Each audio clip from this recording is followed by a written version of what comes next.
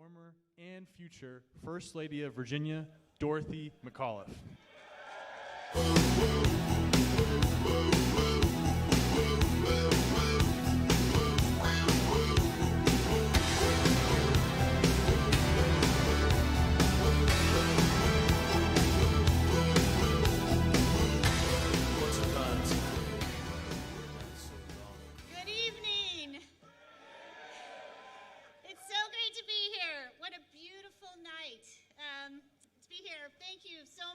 For being here and waiting for us. I'm truly honored to speak with you before you hear from my husband of 33 years, Terry McAuliffe. It's such an honor to have President Biden here with us today. His leadership over these past 7 months have helped us make our way out of the COVID pandemic and into a brighter future, getting shots in arms and supporting our small businesses. And just last week, helping the families of 1.5 million Virginia children with President Biden's child tax credit. That is real leadership committed to working families, and I'm so honored he is here with us. Since Terry launched his campaign last December, it's been about one thing, and that's you. Terry wakes up, when he actually does sleep, every single day, working his heart out for Virginians, and that's why he's running for governor, to make Virginia a better Commonwealth for all of us.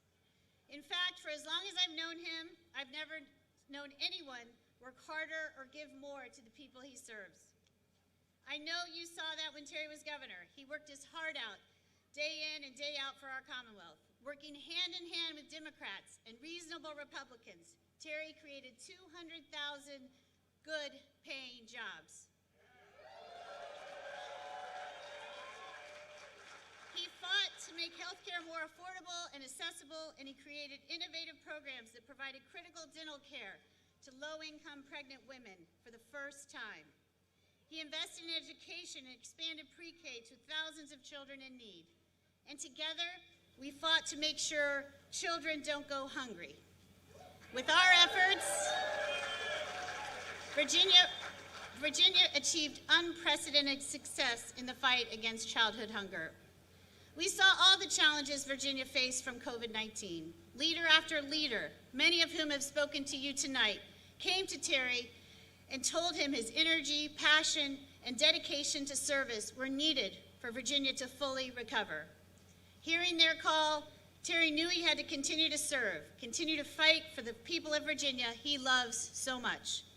And so he launched his campaign last December with a plan to give every Virginia child a world-class education. And he's followed that up with 16 other detailed, comprehensive plans to move Virginia forward, to create good jobs, to make healthcare more affordable, and raise the minimum wage, and guaranteed access to paid sick days and family and medical leave. That's just who Terry is, a true public servant who will not rest until he has made the biggest difference he possibly can. I know you know how much Terry can achieve if he's our next governor, but I also know he can't do it without your help. So thank you for being here today. Thank you for all of the hard work you've put in, and for everything I know you're going to continue to do for these next just over 100 days. Like Terry always says, you can sleep when you're dead. And so I ask all of you to leave it all out on the field between now and November 2nd, and please help us turn out the vote. We've got a lot of work ahead of us, but we've never backed down from the challenge before. Together, I know we'll make history in Virginia and keep our Commonwealth moving forward. And with that, I want to give you my best friend, the best dad and husband, and the next governor of the Commonwealth of Virginia, Terry McAuliffe.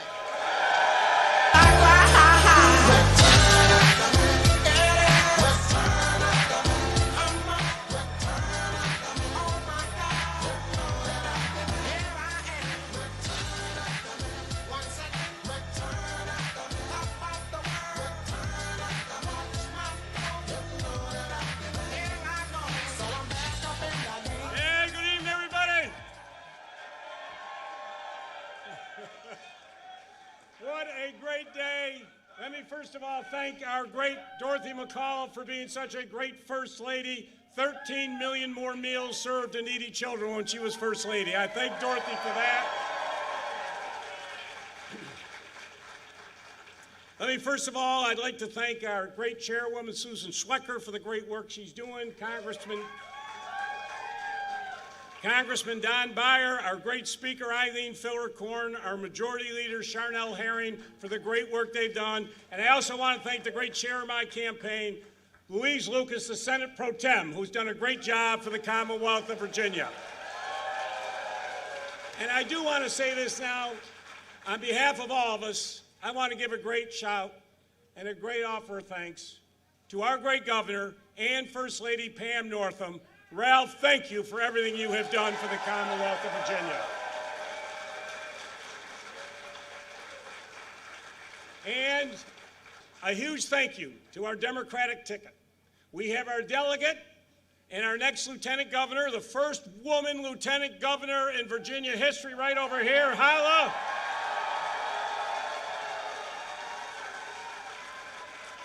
And we've got with her our great Attorney General, who's going to come back to make sure he's defending us and keeping Virginia moving forward. I thank Mark for your leadership. Virginia Democrats are really going to deliver for our Commonwealth with this amazing team that we have in place. But let me say to all of you here today, I want to say thank you. I can't think of a better place to be on this beautiful evening than right here with our President, Joe Biden.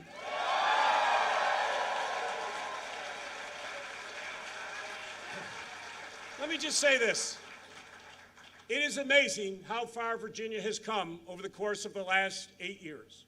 I remind everybody in this audience, when we took office in 2013, we were facing the most anti-women, anti-gay, anti-environment, pro-gun legislation in the United States of America. We inherited an economy that was in crisis. Now, we've made great strides since then, but Virginia has big challenges ahead of it. It's going to take clear plans and experienced leadership to move Virginia forward and to lift all Virginians up. That is exactly what I did as your 72nd governor of the Commonwealth of Virginia, and it's exactly what I'm going to do as the 74th governor of the Commonwealth of Virginia. As governor, I woke up every single day trying to make life better for all Virginians. We created 200,000 new jobs, 100,000, think about it, all these people going to work, 1,100 new economic development projects, 20 billion of new capital, and personal income went up by 14% when I was governor. And I am very proud that unemployment dropped from 5.8 down to 3.3% when I was governor. And I am proud that unemployment dropped in every city and county in the Commonwealth of Virginia. In our rural communities, most of those communities saw unemployment drop by nearly 50%. Now, many of these counties, as you know, are the most Republican counties in the state. But that didn't matter to me. I was willing to work with reasonable Republicans to bring jobs to every single corner of this Commonwealth. We leaned in on clean energy to tackle climate change and create jobs of the 21st century. We invested in education, expanding pre-K to thousands of our children here in Virginia. And speaking of education, I would like to give a shout out to the best professor we have at Northern Virginia Community College, our own Dr. Jill Biden. And she's doing a great job right now representing our country at the Olympics. But folks, working together, we came so far, but we have a long way to go. COVID has been so tough for so many families. Lifting Virginia out of this pandemic, we must take this opportunity to build a stronger Virginia where every single Virginian can thrive. I think you deserve to know where I stand on the issues. And that's why I have released 140 pages of very detailed policy plans so that you know exactly what I will do as governor. By working together again, we can and we will, and I promise you, we will create thousands of new high-paying jobs here in Virginia. I promise all of you, we will make sure Virginians have great pay and benefits, and we are going to get paid sick days here in the Commonwealth of Virginia. And we're going to get family medical leave here in the Commonwealth of Virginia. And I promise you, I will raise the minimum wage to $15 within the next 3 years.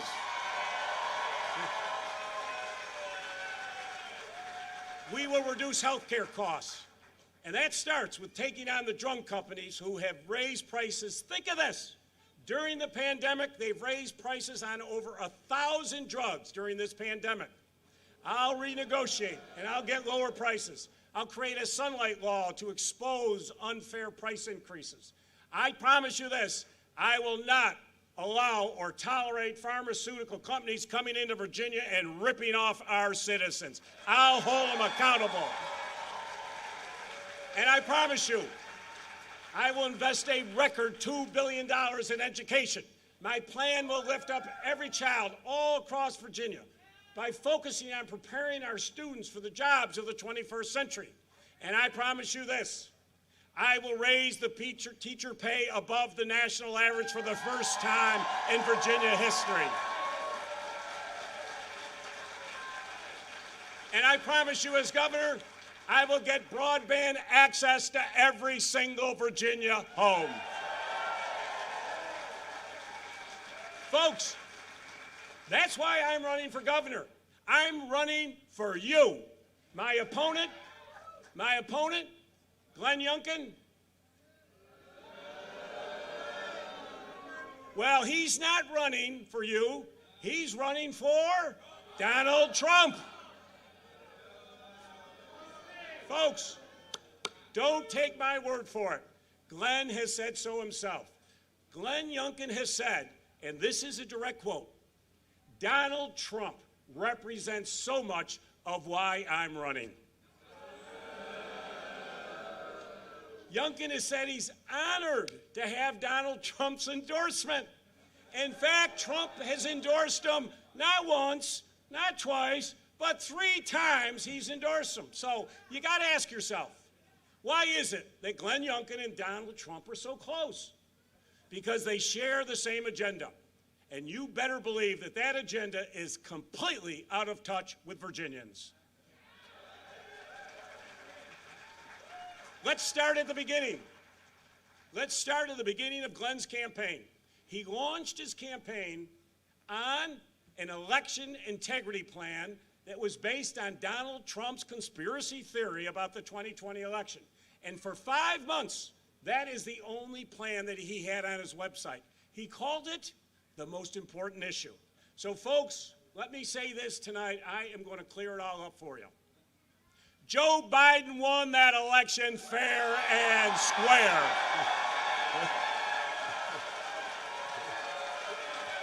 Right?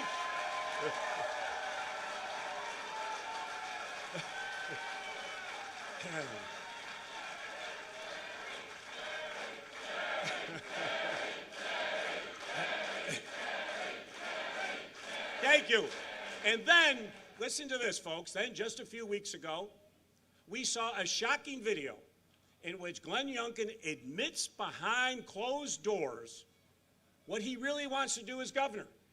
He was caught on tape saying that when he gets elected governor, he will go on the offense and he will defund Planned Parenthood and ban abortions in Virginia. Folks, we've seen this playbook before. When I was governor, Trump, Youngkin-style Republicans tried to shut down every single one of our health care facilities for women, every single one of them, all 16. And then they tried to defund Planned Parenthood. Bill after bill came to my desk. Well, let me tell you this. I vetoed those bills. I stopped them before. I'll stop them again. And I promise you, I will be a brick wall to protect women's rights here in the Commonwealth of Virginia.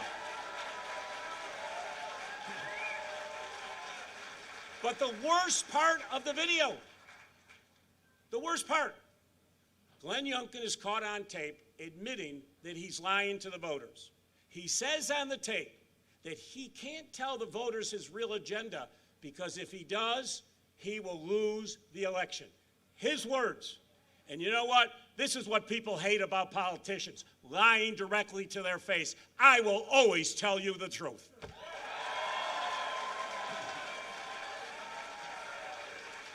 And let's take the economy. Glenn Youngkin lies about the Virginia economy all the time, every day. You know what he says? He says that we're in a ditch. Really, a ditch. Well, Governor Northam and I, we could give this private equity guy a little facts about economics, because guess what? Just last week, Virginia was just named the top state in America for business for the second year in a row, and the only state to get it twice.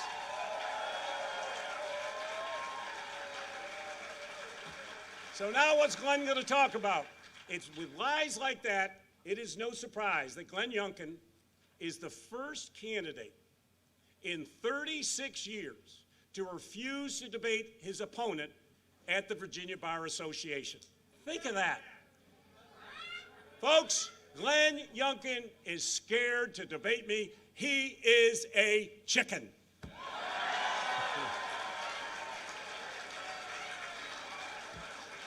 Glenn, I'll debate you anywhere you want, anytime you want. Let's go. But so instead of me debating tomorrow, which has gone on for 36 years, I'm standing here before you tonight to tell you about my plans to move Virginia forward. As we did before, we will create great jobs, we'll make health care more affordable, and we'll give every single child a world-class education. But I need your help. The election is just over 100 days away. Between now and November 2nd, I need your help. I need you to work every single day and night. Sleep is way overrated. I need you in the game. Because together, all of us, like we did before and we've done for the last 8 years, we can take Virginia to the next level. We're going to do it with the help of my good friend of 40 years. You know who's going to help us? Joe Biden. And let me say this. Since Joe Biden was sworn in on January 20th, President Biden has been hard at work getting our country and our economy back on track. Thanks to his efforts and the governors here, we've gotten over 9 million shots in the arms of Virginians, keeping them safe. The American Rescue Plan, every Virginian should know this. The American Rescue Plan has injected new life into our economy, keeping small businesses afloat and providing more than $3 billion in funding for our Virginia schools. And think of this, right now, the families of 1.5 million children in Virginia are now receiving a little extra help. And that's all thanks to Joe Biden's child tax credit. Thank you, Mr. President. So let me just say this. What did my opponent, Glenn Youngkin, have to say about the American Rescue Plan? Get this. You know what he called it? Unnecessary. Well, I got to tell you, I can't think of anything more necessary than having a president and a governor who are committed to investing in lifting up all Virginians, making sure our children get the best quality education, strengthening our economy. That's what we can do. And I want to tell you this. President Biden has always been a great friend to Virginia. As vice president, he was a huge ally with me. He leaned in on the critical issues. He worked with me when I saved the Port of Virginia. Together, we announced at Norfolk State a $25 million cybersecurity initiative for historically black colleges and universities. And when I needed help to unclog all of these Virginia roads, who did I call? Joe Biden. And he helped me secure the largest transportation loan in the history of the United States of America. And he worked with me as we made Virginia the first state in America to functionally end veteran homelessness.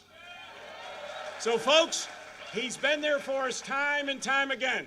And can you imagine what we can get done for Virginia as Joe Biden as president and I'm back as governor? Let me tell you, folks,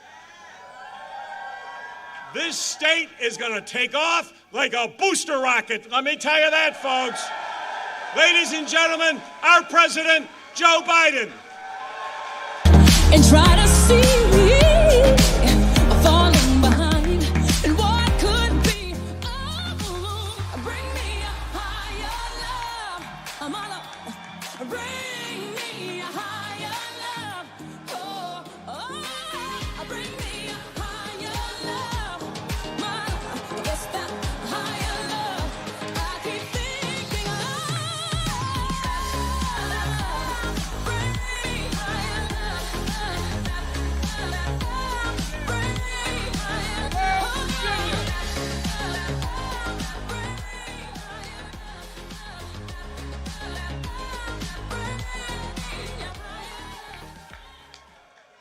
Hello, Virginia. It's so great to be back. First off, it goes without saying how much I appreciate your current governor, Ralph Northam, by the way. Because of the hard work of the American people, we put ourselves in a position for us to control the virus instead of it controlling us. Here in Virginia, COVID-19 deaths and hospitalizations are down 90% since January. 54% of your population has been fully vaccinated. 82% of your seniors, both of which are above the national average. But this didn't happen by itself. It's due to the heroic vaccination program, one of the greatest, most complex operational challenges in American history. It happens when we all work together, the federal government, states, cities, the private sector, and all Americans. Look, it happens when you have governors like Ralph, who've been a key partner, coordinating FEMA and the National Guard to move personnel and resources around the state to get shots in arms. It happens when you're honest with people. You know, I know folks are watching the number of cases rising again and are wondering what it means for them. Well, here's the truth. If you're fully vaccinated, you're safer with a higher degree of protection. But if you're not vaccinated, you are not protected. And now, what we have now is a pandemic of the unvaccinated. And by the way, you know that old expression, you notice a lot of our very conservative friends have finally had an altar call. They've seen the Lord, whether it's on Fox News or whether it's the most conservative commentators or governors. Thank God the governor of Alabama had one of the lowest vaccination rates in the country, is now, and I'm genuinely complimenting her. That's okay, that's all right. That's all right. No. Let him talk. No,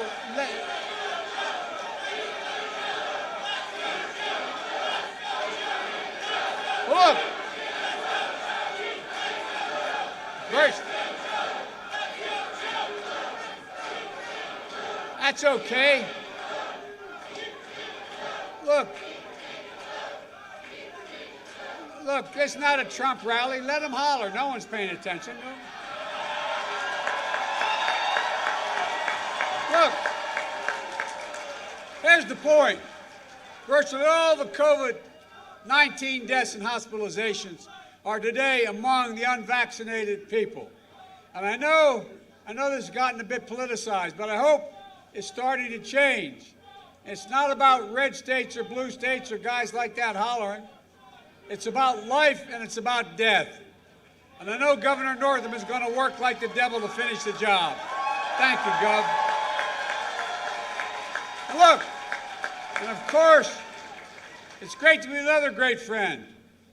It's been around, I've been around a long time, and I've seldom do I get to campaign for someone who I've agreed with more on basically everything. We go back all the way to roots in Syracuse, New York. I'm talking about, and before that, I'm actually talking about Dorothy. Her roots don't go there, but look, She's always been there for me and Jill when we've needed her most. She was an incredible First Lady of Virginia, and she will be again. She is the very best. And Dorothy, speaking of First Ladies, I'm Jill's husband. Jill wanted to be here tonight, but if you turn on the Olympics and watch Team USA, you'll see Jill Biden stand there cheering with them. The Japanese Prime Minister, who, as I invited him, the first person to come to the White House, head of state, he made it real clear. He didn't want me, he wanted her to go. He is a man of incredible judgment. Look, folks, now, of course, it's great to be with my friend and your once and future governor, Terry McAuliffe.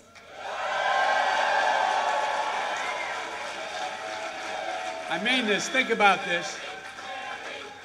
You got it.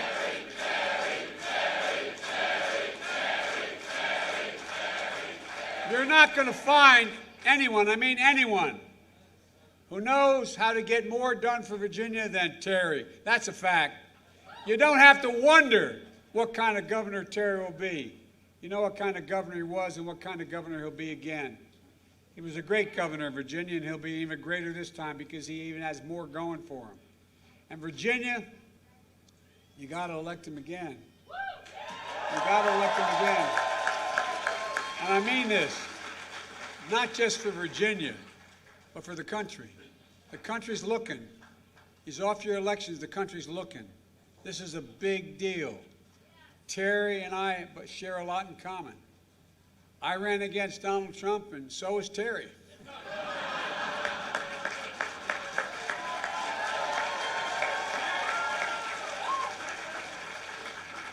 And I whipped Donald Trump in Virginia, and so will Terry.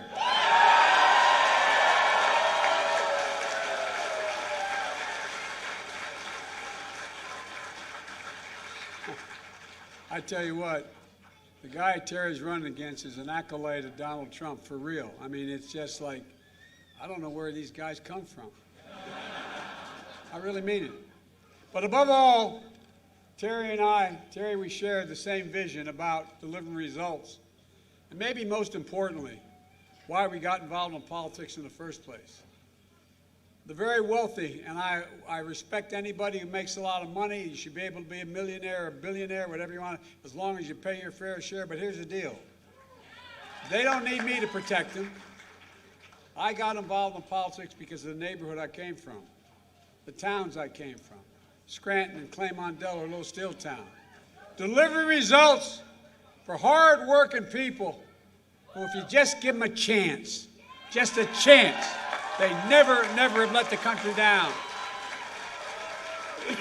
You know, I really mean that. That's not hyperbole. I really mean it. Just, you look, I've been in office now for 6 months as of a couple days ago. And I think the administration has a lot to be proud of. We vaccinated over 160 million Americans. We've created over 3 million new jobs, more than any administration has in the first 6 months in entire presidential history. Never has it happened before. We eliminated what we're now estimated to be on track. The economy not growing before the recession, before COVID, said the economy would grow by 3.5%. Now everything from the OECD to all of Wall Street suggests that we're going to grow this economy 7% just this year. That is the highest growth in more than 4 decades in America. In fact, it's the best job growth in the world right now. And in just the past few weeks, one of the biggest tax cuts in the history for families in America with kids went into effect this last week.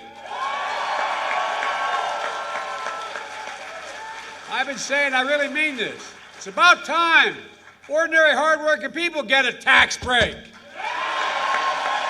Because that's what it is. Parents are seeing that money go into their bank accounts right now. And let me tell you what's going to mean for Americans.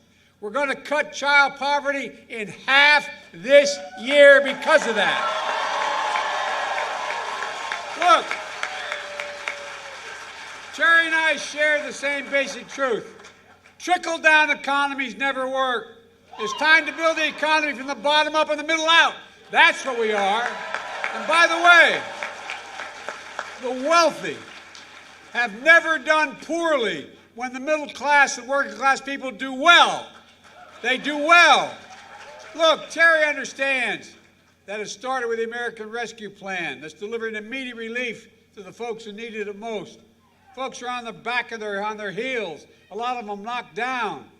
Those rescue checks that went out to more than 80% of the adults and children in Virginia that provide a little extra breathing room for people. My dad used to say, and I really mean this, my dad used to say, Joey, a job's about more than a paycheck. It's about your dignity. It's about respect. It's about your place in the community. It's about just having Joey, and I mean this sincerely, when he lost everything in Scranton and we moved to Delaware. He said, Joey, it's about a little breathing room. That's all people are asking for.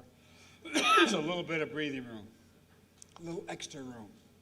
Look, aid for small businesses. That helps them hire and reopen their doors. I'm looking, here it is. Excuse me.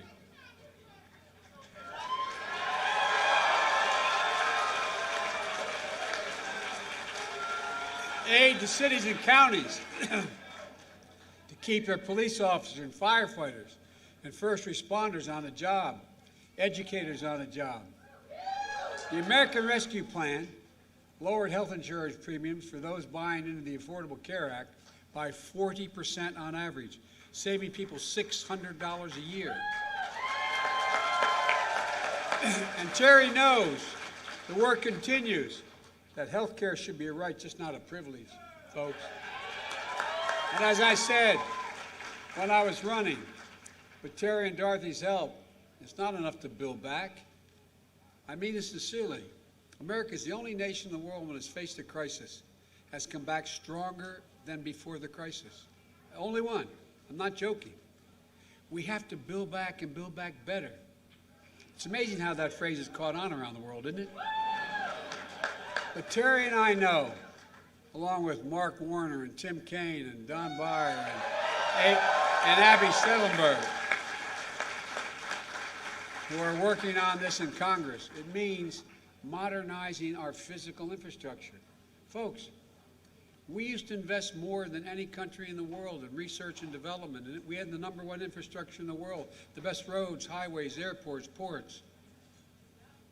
Infrastructure about rebuilding roads and bridges, replacing lead pipes that are poisoning our kids in the water system, delivering high-speed internet to every single Virginian, rural and urban,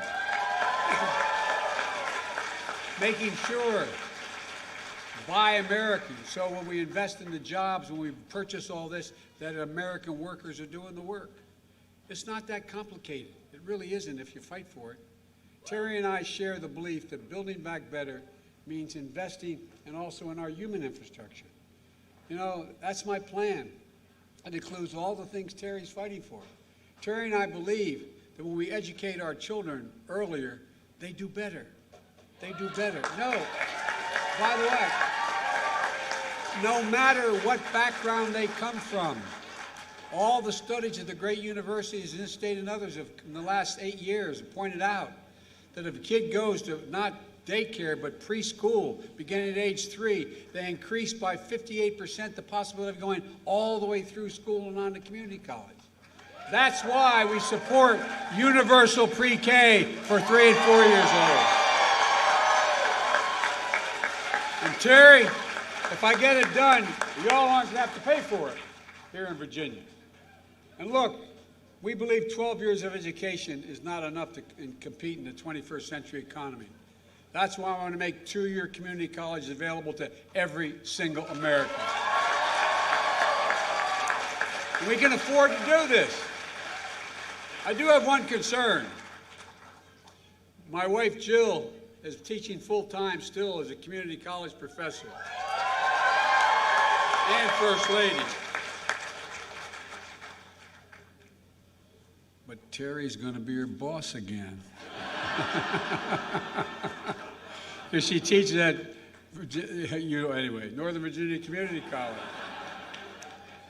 And by the way, Terry, since the time she started working there, she's never stopped teaching. When we got elected, she thought that she was going to continue to teach. She thought I might object. I strongly supported it.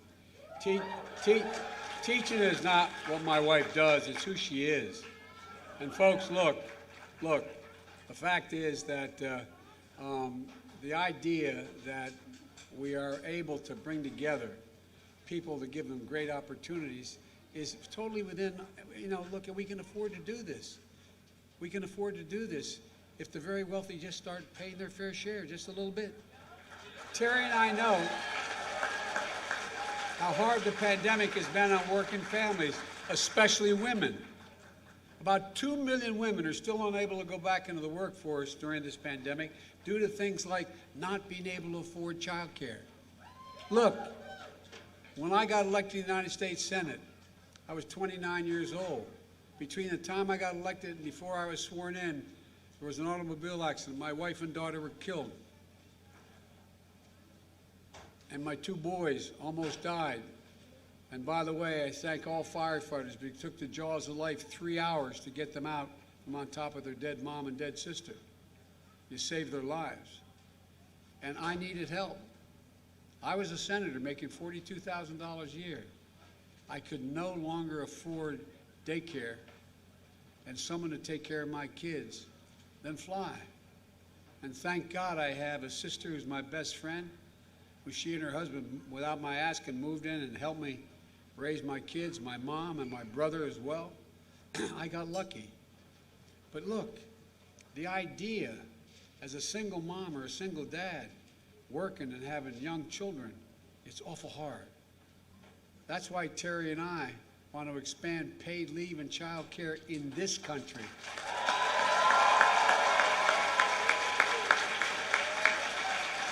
And by the way, Terry, you and I have been talking about this for a long time. We've been talking about high drug prices, how incredibly high they are, and how we keep getting ripped off. You know, we pay more for drugs than any major country in the world. But here's the deal. There's a way to do it. Let Medicare negotiate drug prices. And guess what? All the prices are going to come down. And it will pay for itself. I promise you I'm going to get that done.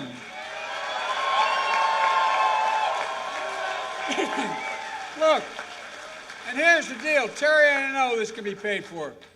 Look, we support asking the wealthiest 1% who got that $2 trillion tax cut that, in fact, not a single penny was paid for, the so-called Trump tax cut. And guess what? Just begin to pay their fair share. Corporate America.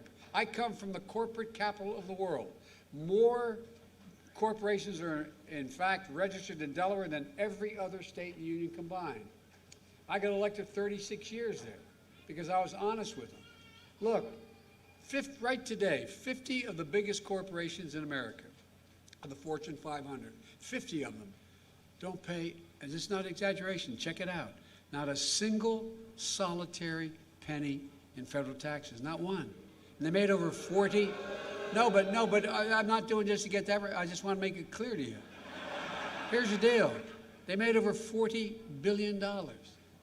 If they just paid a minimum tax of 15%, they'd raise the dollars all we need to do all this education we're talking about here.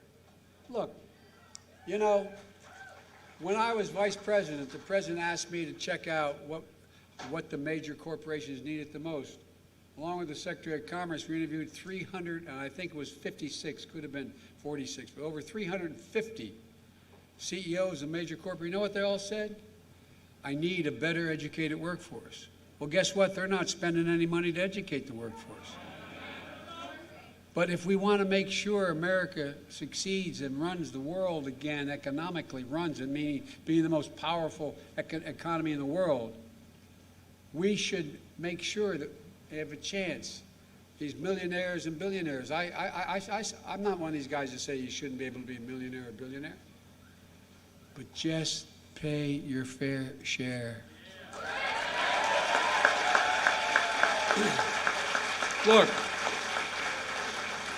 all told, experts from the World Bank, to outfits like Wall Street, and on Wall Street like Moody's, estimate that my plan will grow the economy and create 2 million more jobs over the 16 million they said in 10 years we create.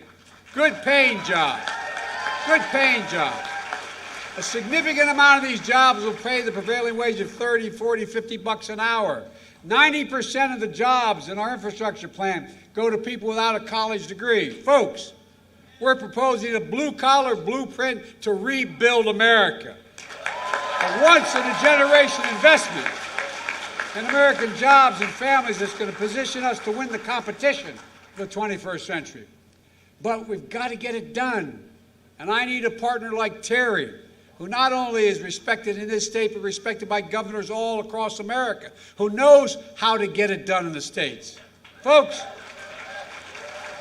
on his watch as governor last time, the Virginia economy boomed. 200,000 jobs created. Unemployment went down in every single county, including rural Virginia, by nearly 50%. He attracted major companies to this state. Look how your state grew. And by the way, you know, any of you who are in the business know, the first thing you try to attract a company to come to your city, your state, your town, first thing they ask is, what's the highway system? Will I have access to an interstate? Is the port available? Tell me whether or not I have broadband. Tell me whether or not, all the things we're going to build. You know, look, Terry worked with Republicans to invest in education, transportation, and workforce development. And by the way, Virginia has a whole bunch of veterans and active duty military members, more than almost any state. And guess what? The American Rescue Plan marked one of the biggest investments in veterans' health in a long, long time.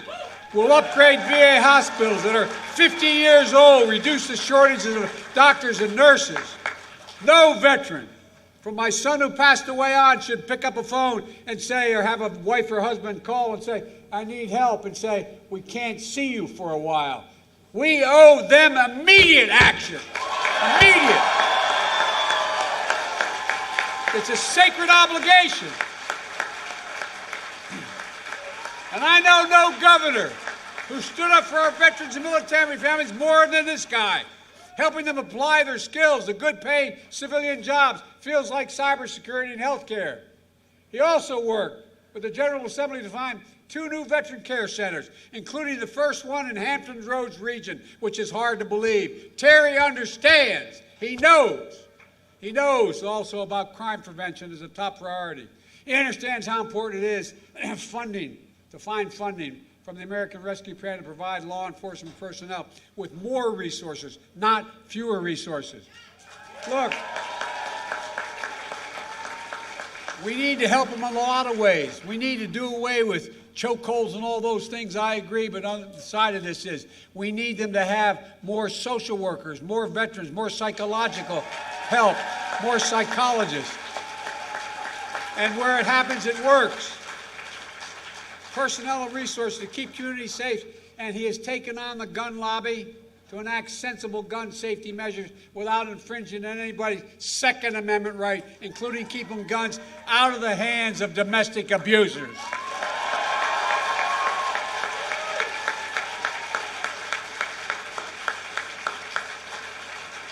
Here's what else. Terry's going to guarantee he's going to move to get a $15 minimum wage. Think about it, folks. Just think about it. And maybe some of you, maybe you know people. Anybody working 40 hours a week, making less than $15 an hour, is in fact living in poverty as defined by poverty in America. It should not happen, period. Period.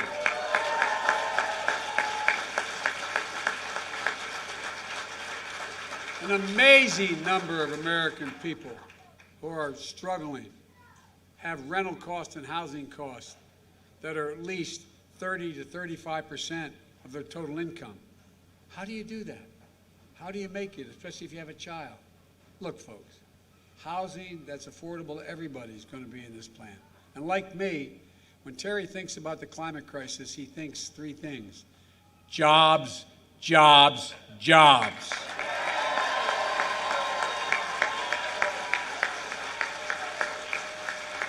It is the reason why we're going to lead the world. Let me close with this. I'm sorry I'm getting kind of wrapped up in this. I need him. I need him. Look, in this election and in 2022, the question the American people are going to be asking is whether or not we're helping them and their families. Not giving them anything, are we giving them a shot?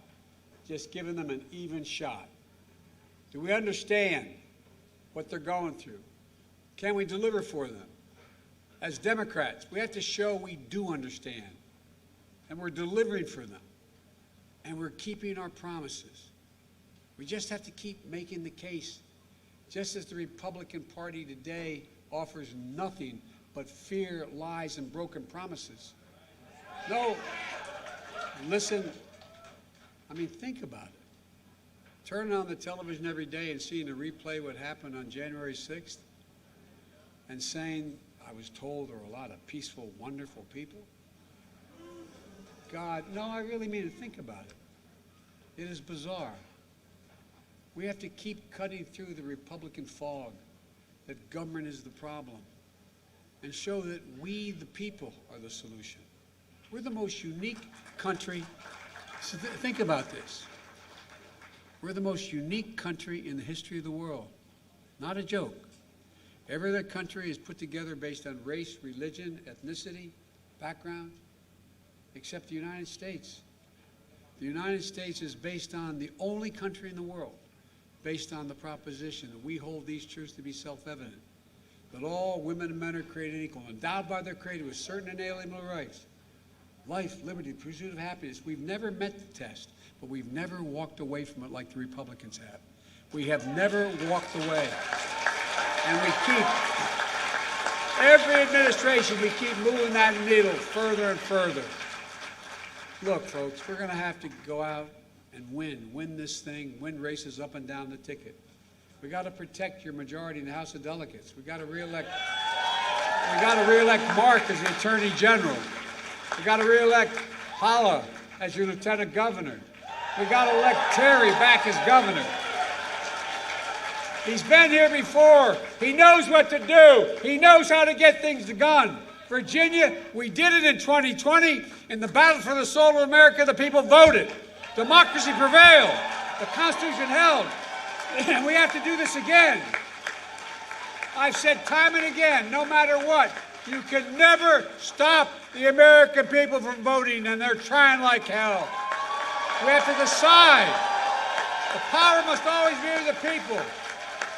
50, I promise you this, 50 years from now, our children and grandchildren will look back and know that it was at this moment America won the 21st century again. And it starts now. Virginia, it starts with Terry. It starts with you.